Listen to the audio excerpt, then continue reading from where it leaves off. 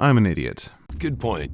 Keep talking. That is something that I knew already, but it apparently begs a certain confirmation from time to time. I was recently frisking my Steam library for another game to play and probably talk about, and I stumbled over this gem.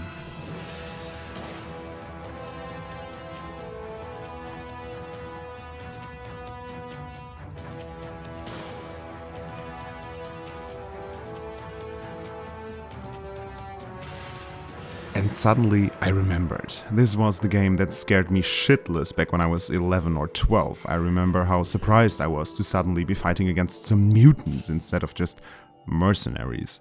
And I thought, yeah, let's do that. A look back at how the game did a huge 180 out of the blue and became a bit of a horror shooter.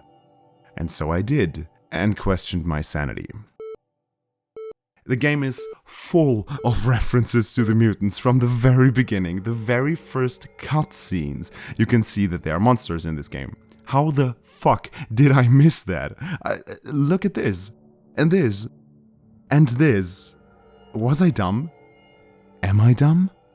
So yeah, video idea out of the window, doesn't make any sense anymore. And I thought, you know what, I'm just gonna play it and see how it feels, how it plays today, 20 years later. And so I did that. So, for the uninitiated, Far Cry 1 was developed by Crytek, a developer from Frankfurt, Germany, who a few years later became known for a little teeny-weeny success story called Crysis. The Far Cry name, however, was sold to Ubisoft, who have released every iteration of Far Cry since then. So, despite the same name, modern Far Crys really have not a lot in common with Far Cry 1, even though there are definitely some inspirations, which we'll get to later. Alright, Far Cry. What's it about?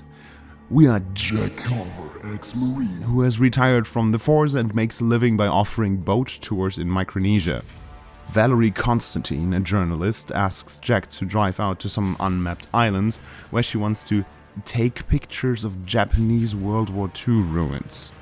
Apparently that's not really what she was after though, because on their way back, Jack's boat is blown up by an RPG, he's shot at and flushed into some kind of cave, with Val fleeing on a jet ski. And so the game begins.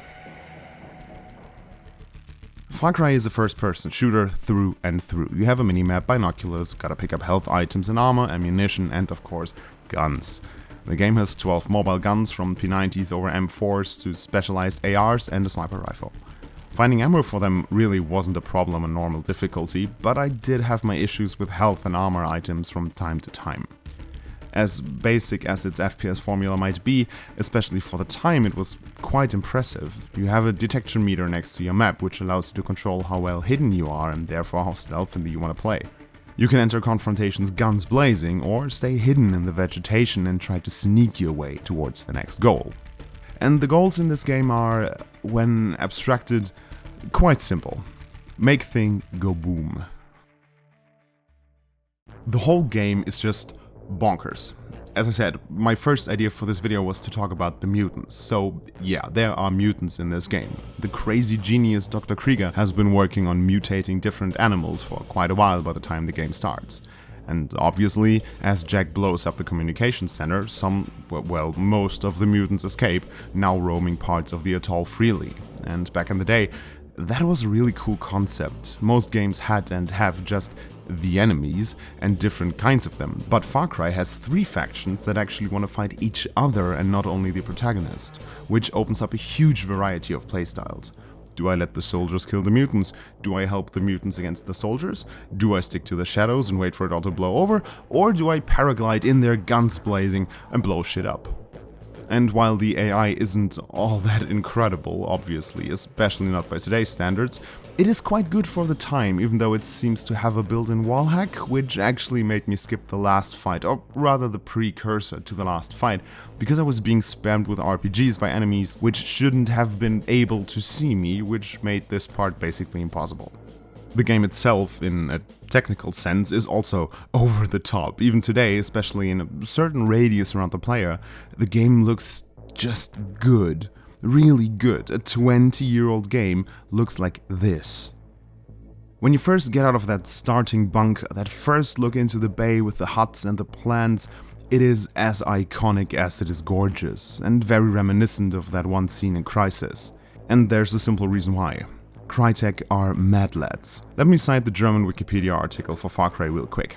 Modern rendering techniques such as hardware-supported triangle transformation and lighting, HTNL, curved surfaces, hierarchical skeleton-based animation with progressive wireframes for dynamic level of detail, normal mapping, reflections and refractions, and particle systems were utilized. The game featured an unusually vast and expensive world. Programmable shaders were also extensively employed. 3D models were textured using vertex skinning, and environment bump mapping enabled sunlight reflections.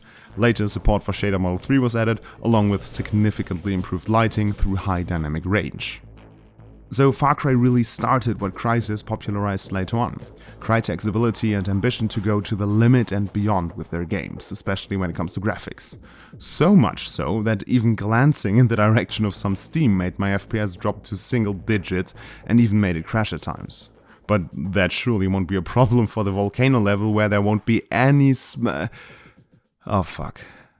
Now, the question is, why did I remember the game having this sudden shift in tone? Probably because it still did it, though not with the big reveal of the monsters, if one is even remotely attentive of their surroundings while playing the game. It starts out as this bright, fun shooter. There are dumb mercenaries with their bulky builds and booby magazines, and you're Jack Tarver, the guy with the cheesiest dialogue and a voice acting performance that is so cringe it actually borders on awesome again. And you fight your way through a tropical paradise that is so obviously the inspiration for Far Cry 3 and Crysis, it's not even funny anymore.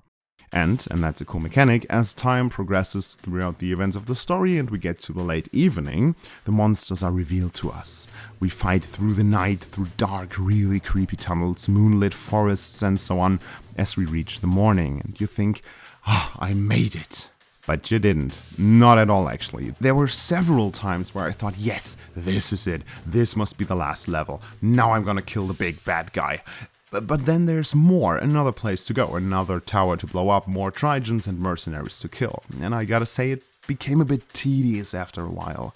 At one point, and I can't believe I'm saying this, but at one point the game offered a huge area to me, like huge.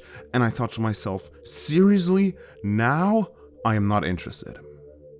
The game doesn't really have an open world, but it's also not really closed off either. You have some leeway in your choice of paths and approaches, but the perimeter of the levels is mostly set. But this area was huge, and it came at a point where I thought the game was probably going to end soon, and I thought to myself, why give me this big area now, as the game is almost over? Of course it wasn't, and then there were other big areas after that, but I think it shows quite well that there's some kind of issue with the pacing and the communication of where we are in the story. But then again, the game is 20 years old. Maybe I just got a bit spoiled by modern games.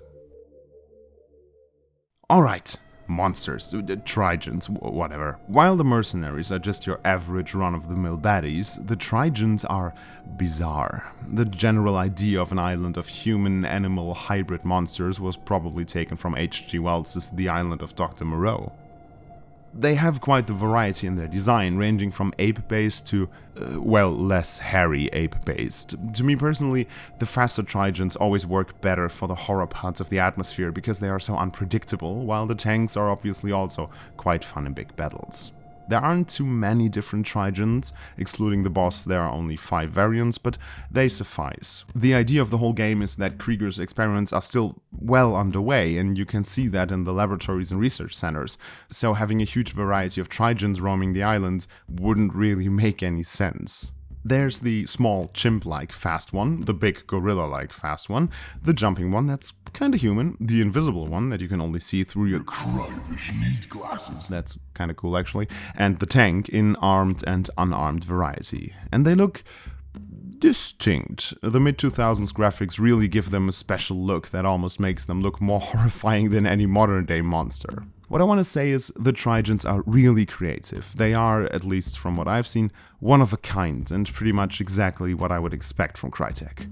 Unapologetically bonkers in a really good way. So the game can be a bit scary and it can have a lot of action. What else? It is unintentionally funny. The old wooden animations, buggy enemy models, or just ridiculous ragdolls are always great fun, but even more so in a game that sometimes seems to want to take itself more seriously than it has any right to. I already mentioned Jack Carver's voiceover being a bit interesting.